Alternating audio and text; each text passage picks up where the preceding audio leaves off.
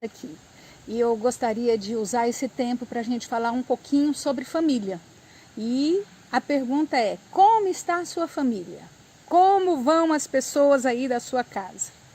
Nós estamos num momento de muito cansaço, todo mundo muito cansado, todo mundo no limite, todo mundo com problemas, e inclusive crianças. Nós não podemos esquecer que crianças também têm problemas, adolescentes têm problemas. A partir do momento que nós nascemos, de uma forma ou de outra, nós temos problemas. Claro que as dores e problemas de uma criança, no geral, são bem mais simples do que de uma pessoa adulta com muitas responsabilidades.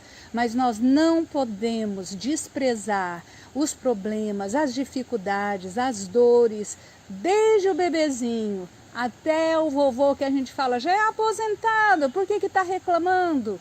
Então nós precisamos olhar e entendermos que nós estamos vivendo um momento difícil, um momento de limites, todo mundo se sentindo limitado. E a maneira como nós extravasamos esses limites é que vai abalar, que vai impactar, que vai influenciar a nossa família de alguma forma.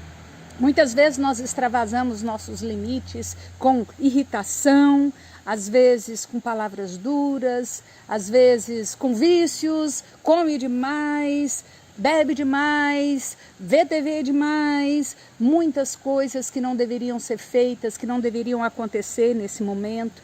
Às vezes nós extravasamos nossos limites com mania, né?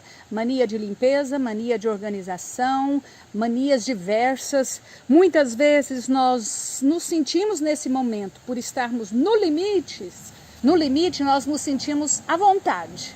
À vontade para ficar de pijama até meio-dia. À vontade para vestir igual um maltrapilho dentro de casa. À vontade para fazer uma comida de qualquer jeito. À vontade para falar o que me dá na telha. E nós precisamos ter muito cuidado com isso. Muito cuidado. E além de nossos limites, nós experimentamos nesse momento também uma sensação de perda. Todos nós. É inevitável isso, nós estamos todos experimentando de alguma forma, em algum grau diferente, uma sensação de perda. E o que você acha que você tem perdido? Você olha nesse tempo e fala, o que eu tenho perdido? Talvez a primeira coisa que venha na sua mente, eu tenho perdido tempo, eu tenho perdido dinheiro, eu tenho perdido trabalho, eu tenho perdido o ano letivo, já era. E aquela sensação de perda em muitos de nós tem acontecido. E eu ouso dizer que a nossa maior perda nesse momento tem sido a perda de oportunidades. Nós temos perdido a oportunidade de aprender com esse momento. Nós temos perdido a oportunidade de viver de maneira mais pacífica, nós temos perdido a oportunidade de nos tornar pessoas mais sensíveis, mais calmas, mais pacientes. Nós temos perdido a oportunidade de nos aproximar mais do nosso cônjuge, do nosso filho, do nosso irmão, dos nossos pais, de pessoas amigas. Oportunidade que nós temos jogado fora, oportunidade de cuidar melhor da família. E tem um texto na Bíblia que pode nos mostrar uma oportunidade que nós precisamos aproveitar para abençoar a nossa família, que está no livro de Tiago, capítulo 3, e eu farei essa leitura a partir do versículo 2, que diz o seguinte. Eu gostaria muito que você abrisse a sua Bíblia e que você acompanhasse essa leitura. Tiago 3, a partir do capítulo 2, diz assim: porque todos tropeçamos em muitas coisas. Se alguém não tropeça no falar, é perfeito varão, capaz de refrear também todo o corpo. Ora, se pomos freios na boca dos cavalos para nos obedecerem, também lhes dirigimos o corpo inteiro. Observai igualmente os navios, que sendo tão grandes e batidos de grandes rijos ventos, por um pequeníssimo leme, são dirigidos para onde queira o impulso do timoneiro. Assim também é a língua, pequeno órgão que se gaba de grandes coisas. Vede como uma fagulha põe em brasas tão grande selva. Ora, a língua é fogo, é mundo de iniquidade. A língua está situada entre os membros do nosso corpo e contamina o corpo inteiro. E não só põe em chamas toda a carreira da existência humana, como também é posta ela mesma em chamas pelo inferno. Pois toda espécie de feras, de aves, de répteis e de seres marinhos se doma e se tem dominado pelo gênero humano. A língua, porém, nenhum dos homens é capaz de domar. É mal incontido, carregado de veneno mortífero. Com ela, bendizemos ao Senhor e Pai. Também com ela amaldiçoamos os homens feitos à semelhança de Deus. De uma só boca procede bênção e maldição. Meus irmãos, não é conveniente que estas coisas sejam assim. Acaso pode a fonte jorrar do mesmo lugar o que é doce e o que é amargoso? Acaso, meus irmãos, pode a figueira produzir azeitonas ou a videira figos? Tampouco fonte de água salgada pode dar água doce. Vamos orar? Pai, queremos tanto que a Tua palavra fale conosco através desse texto. E queremos abrir o nosso coração para ouvir a Tua voz. Que o Senhor encha a nossa casa com a Tua presença nessa hora e quebrante o nosso coração. Em nome de Jesus. Amém. Tiago fala dos nossos tropeços, ele começa no versículo 2 e fala que nós tropeçamos, todos nós tropeçamos. E se tem uma área que nós tropeçamos é no falar. Todos nós, independentes da idade, também tropeçamos no falar. E a partir do versículo 3, ele usa 3 imagens fortes para ilustrar essa questão da fala, da língua. A primeira imagem que ele usa no versículo 3, ele fala que nós colocamos freio na boca dos cavalos para conduzi-los, para dominá-los. E isso é algo que nós precisamos entender. Se até um animal irracional é dominado por um freio, um pequeno freio que é colocado na boca dele, nós precisamos aprender e pedir, Senhor, coloca freios na minha boca. Eu preciso controlar o meu falar, eu preciso controlar as palavras. Eu sou racional, eu sei dessa necessidade de colocar freios para dirigir o meu corpo inteiro, as minhas decisões, o meu comportamento. No versículo 4, a segunda imagem que ele dá é de um navio, um grande navio que está no meio de uma tempestade enorme. E ele diz, um pequeníssimo leme é capaz de controlar, dirigir, conduzir aquele navio no meio daquela tempestade. E muitas vezes nós nos esquecemos disso, que dentro da nossa casa acontecem tempestades. Dentro da nossa casa acontecem dificuldades e nós precisamos ter essa noção de que se um pequeno navio, se um grande navio é conduzido por um pequeno leme, nós também podemos conduzir a nossa família no meio das tempestades, através da nossa língua, das nossas palavras, do nosso comportamento. E a outra imagem que ele dá é de uma fagulha, no versículo 5. Ele fala assim, uma fagulha põe em brasas uma grande selva. Uma grande floresta pode inteira virar pó por causa de uma pequena fagulha. E a minha pergunta é, quais são as fagulhas que têm incendiado a sua casa? Quais são as fagulhas? Talvez uma casa que tem que estar sempre organizada, ou uma casa extremamente desorganizada. Isso são fagulhas que podem colocar incêndio na sua casa inteira, no clima, esquentar o clima. Talvez a fagulha que tem incomodado a sua casa é a cozinha. Ai, não gosto de cozinhar, não quero cozinhar, estou cansada de cozinhar, ninguém me ajuda nessa cozinha, olha quanta louça. Ou uma cozinha que não para o dia inteiro, uma fagulha. Talvez são as tarefas de casa, a escola, esse momento tão novo que nós estamos vivendo com os nossos filhos, e aquilo se torna uma fagulha para incendiar o clima dentro de casa. Que absurdo! O que essa escola faz? A professora não faz nada, você não leva a sério, meu filho, você não estuda, eu não consigo te explicar, eu não consigo aprender. Fagulhas que muitas vezes nós estamos lidando dentro da nossa casa. Talvez a fagulha na sua casa seja política. Um assunto que quando começa vira confusão. Talvez a fagulha seja a TV, o tempo inteiro ligada, ou as redes sociais que têm roubado o tempo da família, roubado o tempo do casal. Talvez dinheiro, né? Dinheiro sempre foi problema. Agora imagina dinheiro no meio de uma pandemia. Aí é uma fagulha daquelas violentas, né? Só sei que são fagulhas que nós precisamos observar, talvez coisas tão pequenas. Quem tirou o álcool gel daqui? Quem passou esse álcool gel? Quem não passou? O que essa máscara está fazendo em cima dessa mesa? Olha, brinquedo jogado pela casa inteira. São fagulhas que tocam fogo no ambiente e que nós precisamos tomar muito cuidado com isso. Porque a fagulha, ela só vai adiante num ambiente propício para combustão. Um ambiente como esse que eu estou aqui agora, úmido, frio, ele não é um ambiente propício para combustão. E nós precisamos pedir, Senhor, passa com o seu rio de vida dentro da minha casa.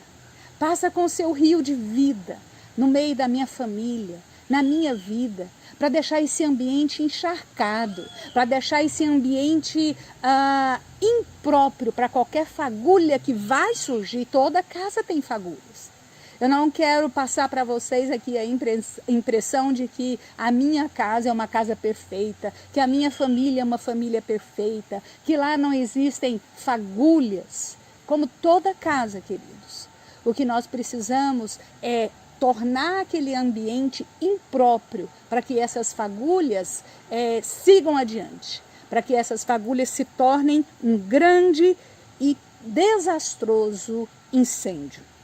No versículo 6, ele compara a língua com fogo, falando que ela tem alto poder de destruição. O fogo destrói tudo.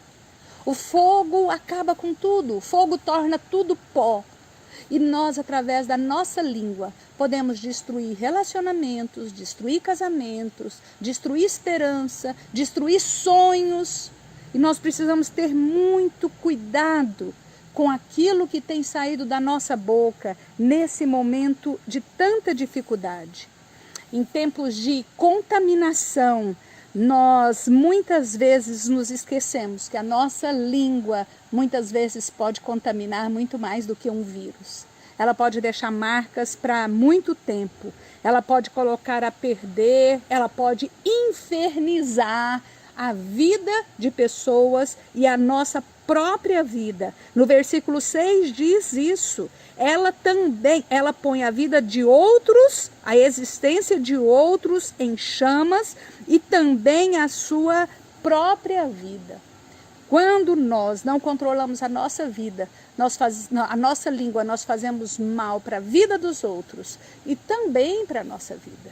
Isso vai gerar tristeza, isso vai gerar angústia. Quando nós não dominamos, nós causamos sofrimento na vida de outras pessoas. E às vezes nós nos esquecemos que esse sofrimento, a primeira pessoa que sofre com a nossa língua, com o nosso comportamento, são nossos filhos. Nossos filhos são nossos discípulos. Eles estão aprendendo o tempo inteiro conosco. Eles estão olhando como o papai e a mamãe se comportam. Eles estão olhando como o papai e a mamãe lidam com as dificuldades. Como o papai e a mamãe lidam, falam, se tratam. E discípulo tem poder de reproduzir de uma maneira muito mais amplificada aquilo que ele ouve e aprende. Nossos filhos têm poder de reproduzir de uma maneira muito maior, muito mais amplificada, tudo que eles veem e ouvem de nós. Se eles ouvem palavras de xingamento, eles vão xingar melhor do que a gente. se eles ouvem palavras de agressão, se eles ouvem palavras de forma dura sendo colocadas, palavras de afronta, eles estão aprendendo e vão reproduzir isso de uma maneira amplificada. Da mesma forma, se eles ouvem palavras de graça, se eles ouvem palavras de sabedoria, se eles ouvem palavras de cuidado, eles vão reproduzir isso de maneira amplificada. Cuidado! Será que dentro da nossa casa as pessoas têm ouvido frases como eu não vejo a hora disso passar? Olhando para a pessoa, para alguém. Ou então o marido olha para a esposa e fala, que saudade do meu trabalho. Ou os pais olham para os filhos e falam, você me enlouquece, sabia? Quando a gente enlouquece, a gente tira a paz, a gente rouba a alegria, a gente perturba. Palavras do tipo, eu era feliz e não sabia. Nós precisamos ter muito cuidado com as nossas palavras. Muito cuidado, porque isso mata, isso destrói. Esses filhos vão crescer e o que eles vão trazer em mente, o que eles vão guardar no coração desse tempo de dificuldade que nós estamos vivendo. Precisamos ter cuidado com as nossas palavras. Versículo 8 fala que a língua ela é veneno mortífero. Então ela é venenosa, ela mata se não for bem administrada, bem cuidada. E no versículo 10, ele termina falando assim, meus irmãos, não é conveniente que estas coisas sejam assim. Não é conveniente que essas coisas sejam assim. O que tem sido inconveniente em sua casa, em sua família? O que tem sido inconveniente na sua vida? Eu posso dizer para você, sem medo de errar, que não existe nada mais inconveniente que caminhar longe de Deus. Não existe nada mais inconveniente do que tentar viver sem o amor de Deus. Não existe nada mais inconveniente do que uma família onde não existe perdão, onde não existe graça, onde não existe misericórdia, onde não existe paciência. E essas coisas nós vamos conseguir passar para outra pessoa, derramar sobre o ambiente onde nós estamos, quando nós estamos cheios delas. Você já experimentou do perdão verdadeiro de Deus? Você é uma pessoa que já reconheceu diante de Deus, Pai, eu erro, eu faço coisas que não deveriam, eu falo coisas que não deveriam, eu machuco as pessoas, eu tenho ambições muitas vezes tão terrenas, tão passageiras, isso tudo me afasta do Senhor. Mas eu me arrependo, eu quero Jesus para a minha vida, eu quero mudar meu comportamento, eu quero ser um homem, eu quero ser uma mulher, eu quero ser um jovem, uma criança diferente. Você já convidou Jesus para fazer parte da sua vida? Você já reconheceu Jesus como seu Salvador? Reconheceu que Ele morreu na cruz por amor? Sofreu para te dar esse perdão? A partir do momento que a gente fala, Senhor, eu te recebo. Eu quero mudar minha história. Chega de viver essa vida tão limitada, essa vida tão superficial. A partir desse momento que a gente se arrepende diante de Deus, pede perdão pelos nossos pecados e fala, eu quero que o Senhor venha habitar em mim. A partir desse momento nós temos condições de derramar perdão, de derramar graça. Porque a Bíblia fala que nós morremos e Deus, o Cristo Jesus, nasce e vem habitar dentro de nós. E é Ele que vive em nós. E não é a nossa vontade mais, não são as nossas palavras, não é aquela resposta pronta que eu tenho que vai prevalecer. Mas eu vou pensar e falar, essa seria a resposta que o Senhor Jesus daria? Esse seria o comportamento que o Senhor Jesus teria com relação ao meu marido, à minha esposa, à família, aos filhos, ao meu irmão, ao meu patrão? Nós começamos a viver de maneira diferente. Os nossos olhos saem dessa terra. Nós não precisamos sofrer porque a nossa poupança está menor, porque a nossa conta bancária não está do jeito que nós gostaríamos, porque o nosso salário agora está comprometido. Porque isso tudo é importante, sim, mas Deus sabe que nós necessitamos delas. Necessitamos dessas coisas e essas coisas não vão nos tirar a paz e o juízo. Nós vamos enxergar agora o que é realmente valioso. É a presença, é a companhia, é estar com as pessoas, é vida. E nós vamos usar a nossa língua, a nossa boca para gerar vida. Gerar vida dentro da nossa casa, gerar vida no nosso ambiente de trabalho, gerar vida por onde nós passarmos. Nós vamos viver uma vida que demonstre realmente que Deus habita em nós, com outros valores, em outro patamar. Mude, corrija, faça diferença. De repente, o que a gente precisa nesse momento, depois de ouvir essa palavra, eu preciso pedir perdão para alguém. Não adianta nada a gente ouvir a palavra de Deus, achar que ela é interessante, que ela tem fundamento, mas não deixar que essa palavra mova o nosso comportamento. De repente, o que você precisa, ao terminar de ouvir isso daqui, ao terminar de olhar a palavra de Deus, é pedir perdão. Pedir perdão para o seu cônjuge, pedir perdão para um filho. Eu tenho sido impaciente, eu tenho sido intolerante. Eu não ia gostar de alguém olhar para mim e falar, eu não te suporto mais. Isso machuca, isso marca, isso causa dores, isso fica na história. E de repente a gente precisa pedir perdão. Pedir perdão por nos preocuparmos tanto com o ambiente, com coisas, com bens e esquecermos que aquilo que nós temos de mais precioso é a família, a vida das pessoas que convivem conosco e a nossa própria vida. O que adianta o homem ganhar o mundo inteiro e perder a sua alma? Sua alma está pronta? Você se sente pronto para encontrar com Deus? Invista na sua vida, aceite Jesus. Invista na sua família, derrame o amor de Jesus dentro da sua casa. Viva para a honra e glória do Senhor. Cuide da sua boca, cuide da sua língua, cuide das suas palavras. Que da sua boca saiam palavras de amor, de justiça, de paciência, de tolerância, graça, misericórdia, perdão, ânimo, esperança, coragem. Que o Senhor nos abençoe e que o Senhor mova, que o rio de Deus encharque a nossa casa, em nome de Jesus. Olá, Igreja Presbiteriana Jardim Paraíso. I'm Paul. I'm Samuel. And I'm Jen. From the Watoto Children's Choir from Uganda, Africa. We were touring in Brazil until the outbreak of the COVID-19 pandemic, and since then we're in social isolation at a camp here in Brazil. We would like to assure you that we are well and healthy. We as a family have prepared a song to share with you. Que o Senhor abençoe, cuide de ti.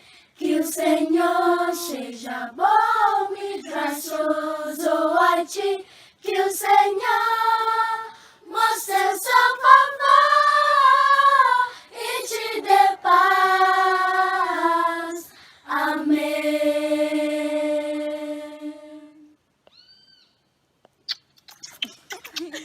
Please know that we are also praying for you. The Bible says in Psalm 46:1 that God is our refuge and our strength, an ever-present help in trouble. He will be with you, helping you in every situation you are facing now. Be encouraged.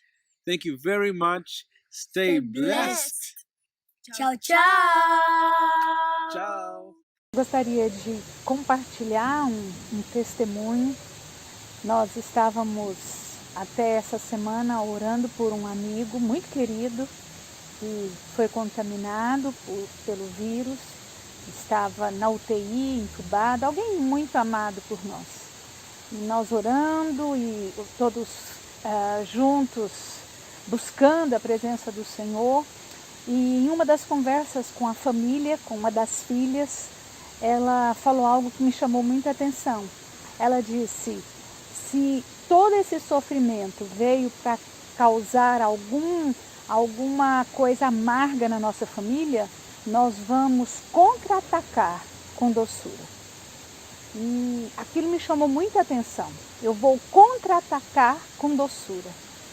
E infelizmente essa semana ele morreu. E tive a oportunidade de conversar com ela e a mãe, e eu vi que era verdade o que elas estavam falando. Elas realmente estão contra-atacando com doçura. Contra-atacando as lágrimas, o luto, a perda, a distância com doçura. Elas estão contra-atacando toda essa situação difícil que veio sobre a vida delas com doçura. Como a gente precisa aprender a fazer isso? Como é que você tem enfrentado, contra-atacado esses momentos que você tem vivido? Com doçura?